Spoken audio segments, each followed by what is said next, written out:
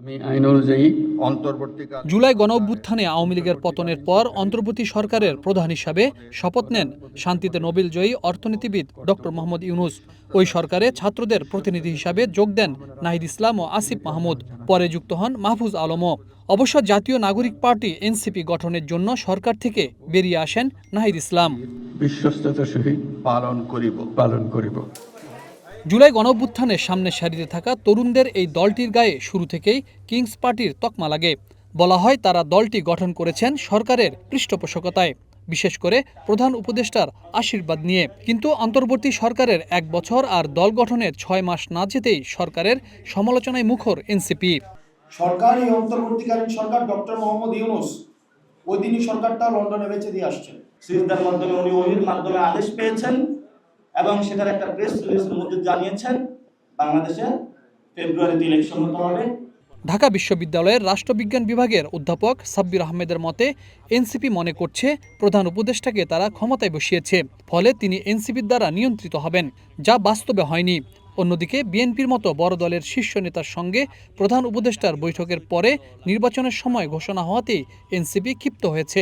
এনসিপির এই আচরণকে তাদের রাজনৈতিক অপরিপক্কতা হিসেবেই দেখছেন অধ্যাপক সাব্বির আহমেদ। এই সরকারকে তারা চালায় বা এই সরকারের উপরে তাদের একটা গ্রিপ আছে।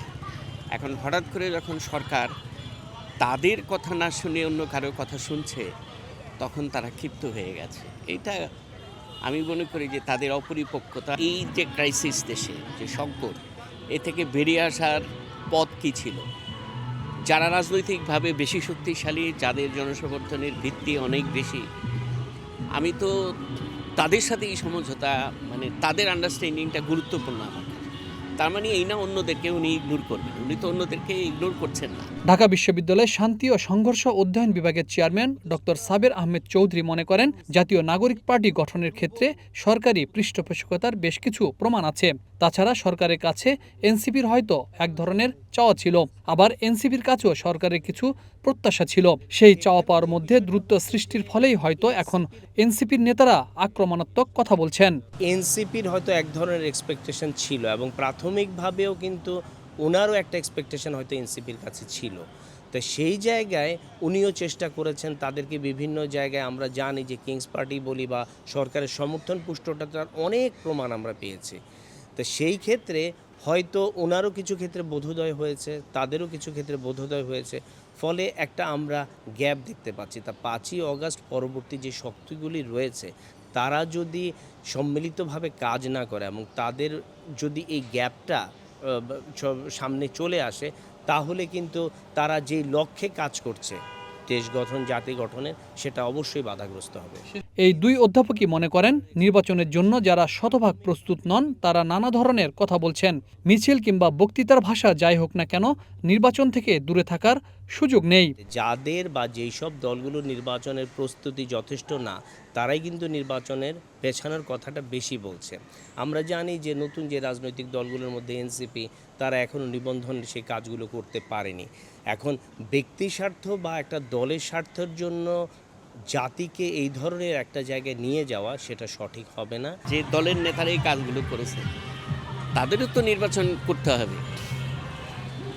সুতরাং তাদের এই নির্বাচনের ক্ষেত্রে এটার একটা নেতিবাচক প্রভাব পড়বে, তাই না? কারণ মানুষ তো এই নির্বাচনের মধ্য দিয়ে নেতা তৈরি করবে। সুতরাং নেতার আচরণ যদি এরকম হয়, তাহলে তো তারা এদেরকে সমর্থন দিবে না বলে আমি মনে করি। অভ্যুত্থানে একটি কর্তৃত্ববাদী সরকারের পতনের পরে অন্তর্বর্তী সরকার গঠিত হলেও দেশের বিনিয়োগ থেকে শুরু করে নানা ক্ষেত্রে চ্যালেঞ্জ তৈরি হয়েছে। সুতরাং দ্রুত একটি সুষ্ঠু ও গ্রহণযোগ্য নির্বাচনের মধ্য দিয়ে গণতান্ত্রিক উত্তরণের পথ তৈরি করা না গেলে দেশ আরও পিছিয়ে যাবে বলে মনে করছেন এই বিশেষজ্ঞরা বলছেন, বর্তমানে কয়েকটি রাজনৈতিক দল ঠিক আগের মতোই একে অপরকে দোষারোপ করে যাচ্ছে। সংশ্লিষ্টরা বলছেন, যেহেতু বাংলাদেশকে একটি গণতান্ত্রিক পথে হাঁটতে হবে এবং একটি নির্বাচনের সময়ও ঘোষণা করা হয়েছে, সেক্ষেত্রে রাজনৈতিক দলগুলোকে লক্ষ্য রাখতে হবে কিভাবে আগামীতে এই নির্বাচনটি সুষ্ঠু এবং সুন্দর হয় সেই দিক থেকে।